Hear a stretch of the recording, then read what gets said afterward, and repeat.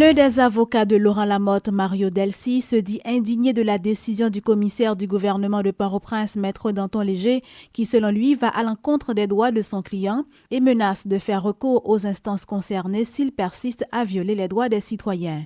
L'homme de loi a rappelé que n'importe quel fonctionnaire public dans l'exercice de ses fonctions peut être poursuivi selon l'article 27 de la Constitution. Nous allons attendre. La première phase est lancée. Nous avons envoyé une lettre au commissaire du gouvernement. Nous attendons sa réponse.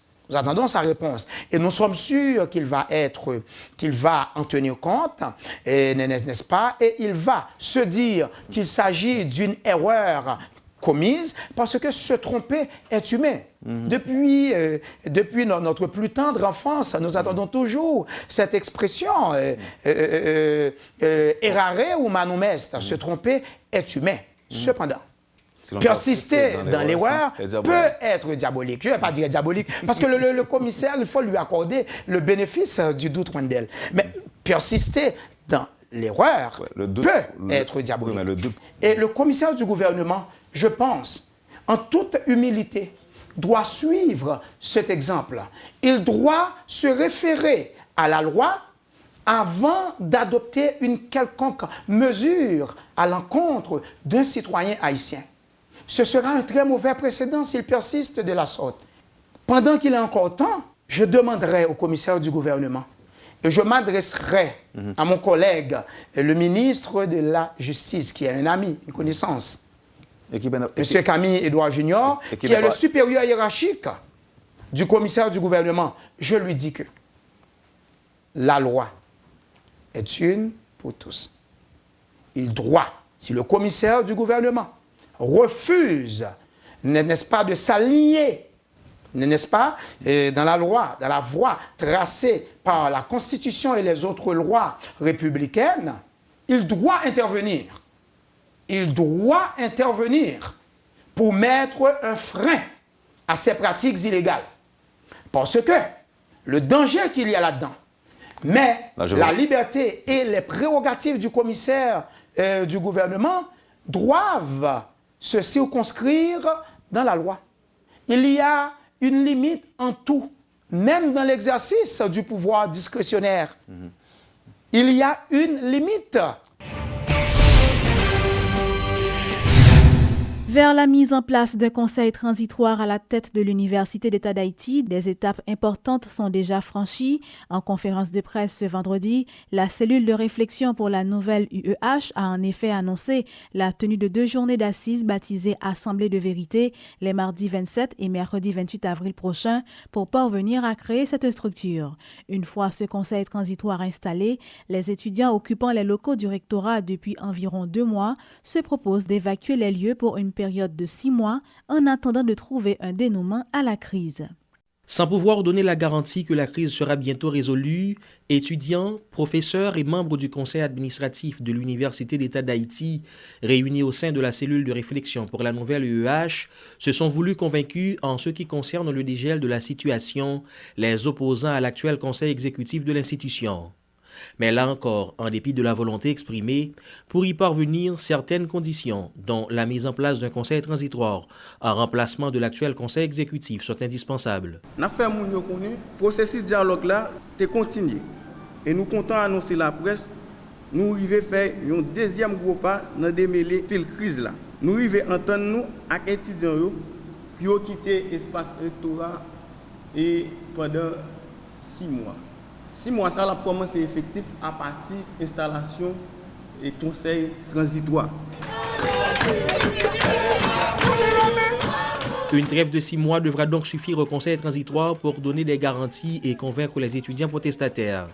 Mais en attendant, un espace de débat sera ouvert à toute la communauté universitaire les mardis 27 et mercredi 28 avril prochains pour créer ce conseil. L'espace va permettre ensemble de gens qui font partie de la communauté de discuter, de continuer à discuter sur le conseil transitoire.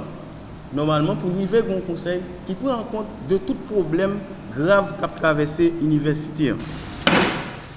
Depuis le début des hostilités entre les étudiants et le conseil exécutif de l'Université d'État d'Haïti, Port-au-Prince a déjà connu plusieurs journées de tension. entre les véhicules de l'État incendiés, des pare-brises de véhicules cassés ou encore le macadam endommagé, conséquence de barricades enflammées. Le bilan est bien lourd.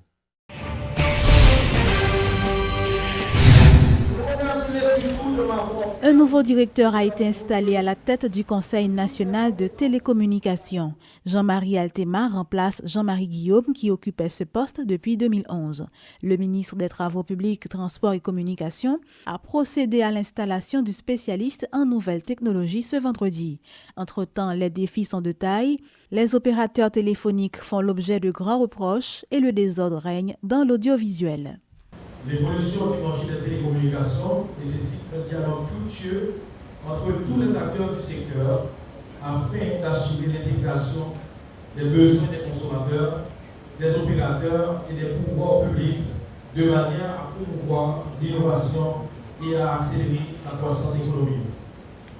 Le cadre légal en vigueur est obsolète. Il date du 12 octobre 1977. De grands chantiers nous attendent dans ce domaine afin que le secteur des technologies soit doté d'instruments juridiques ou légaux en mesure d'assurer sa croissance et d'aider au développement des autres secteurs comme l'éducation, la santé, l'agriculture, le commerce, la culture et beaucoup d'autres. Nous travaillerons en partenariat étroit avec notre ministère de tutelle pour proposer au Parlement les nouvelles lois nécessaires à la modernisation de ce secteur qui permettront d'accueillir de nouveaux services et modèles de gestion. Le cadre juridico-réglementaire devra s'adapter à la dynamique constante du secteur et répondre aux besoins du marché et aux avancées technologiques du monde d'aujourd'hui. Chers collaboratrices et collaborateurs, nous n'avons pas de baguette magique. La tâche ne sera pas facile, mais je suis certain avec votre collaboration effective, cette institution va faire la différence et répondra à sa mission de réguler le secteur des télécommunications en Haïti.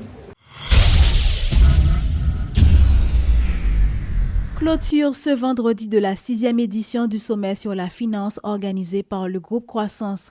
Lors d'une interview accordée aux journalistes, l'économiste Kessner Farrell a dressé un bilan positif de cette activité à laquelle ont pris part de nombreuses personnalités du monde de la finance et de la technologie. C'était aussi l'occasion de lancer la première édition de la foire technologique baptisée FinTech. Finance et technologie, ça veut dire. Ce n'est pas que nous disons que c'est finance qui va sauver le pays, c'est technologie qui va sauver le pays. C'est des passerelles, c'est des moyens, des outils qui pour permettre que nous vivions plus bien. Parce que moi, je garantis, le métier que nous aujourd'hui, il y a un pile qui va disparaître. Et le métier qui va venir, plus grande partie pour exister. Donc voilà les grands défis, et je nous suis supposé comprendre ça. Et nous avons fait avec 4 pressoirs, M. Guy Etienne, Haïti Tech, M. Rony Dérogène, M. Patrick Attier, lui-même qui est à l'université, pour nous montrer que si nous ne pas faire éducation dans le pays d'Haïti, radicalement, nous ne pouvons pas ajuster dans le monde qui va venir. Nous avons parlé de téléphone cellulaire, nous avons parlé d'ordinateur. Des petits gens qui ont 13-14 ans, bah ça, c'est normal pour vivre avec. C'est une génération qui a pile rareté pour devenir information, les étudiants, pas de livre. Le livre là, c'est rare. Téléphone, je blague là, je fais 10 ans là quand on a pris un téléphone, téléphone, téléphone. Je dis à petit film, il y a 13 ans, il y a 2 ou 3 téléphones qui ont jeté pour occuper en quelque sorte. Donc c'est normal. Donc on parle maintenant homo numericus. Est-ce que nous sommes capables de prendre un bon jeune qui peut vivre le numérique là, après on apprend des gens qui réfractent au numérique là pour former. C'est des questions qui sont posées et le monde n'a pas changé. Le travail là, nous-mêmes, notre travail pendant les médias a changé radicalement. Nous, quand ça a passé, voilà plus ou moins un bilan, nous sommes capables de dire, de sommet. C'était la 6e édition, je dis à Rideau Octobre Soleil, et la première édition de la FinTech. Et nous avons annoncé que l'année prochaine, nous allons lancer une série de l'autre concours avec les maires. Il y a un maire qui a plus bon résultat, qui entre plus comme la commune, maire qui est bien géré, maire qui rend compte de ça le faire, maire qui innove. Et bien, nous allons faire une soirée spéciale pour eux, pour nous reconnaître, mais qui travaillent que réaliser. Ce 22 avril marque la Journée mondiale du livre et du droit d'auteur. À l'occasion, c'est la CUN, qui est en français le Centre pour l'épanouissement de la littérature d'hier et d'aujourd'hui, a organisé une conférence sur la propriété intellectuelle. Plusieurs personnalités telles que le cinéaste Arnold Antonin et le professeur Hérard Jadot sont intervenus autour du thème « Le livre et le respect du droit d'auteur pour un meilleur développement socio-culturel en Haïti ». Il faut qu'il y ait une sensibilisation de plus en plus forte qui se fait en Haïti autour du droit des auteurs à avoir une rémunération sur le produit de leur recherche, sur la propriété intellectuelle. Mais la propriété intellectuelle, c'est une notion très vaste qui comprend à la fois la propriété artistique et littéraire, mais la propriété aussi des brevets, la propriété des innovations. Et tout ceci, c'est ça qui forme la propriété intellectuelle. Et c'est normal que dans une société qui est en pleine évolution, comme la société haïtienne, il y ait des entités, des organismes qui organisent des prises de parole autour de ça. Et c'est ça qui est bon. Vous voyez ? Et l'État haïtien ne s'intéresse pas à ça, alors que si c'est un État qui veut le développement de ce pays, le développement à la fois socio-culturel et socio-économique, cet État devrait avoir une politique en ce qui concerne l'accès à la connaissance. Vous savez, même la connaissance patrimoniale haïtienne n'est pas connue parce que l'État n'a pas de politique de numérisation du fonds documentaire haïtien, du fonds patrimonial écrit haïtien.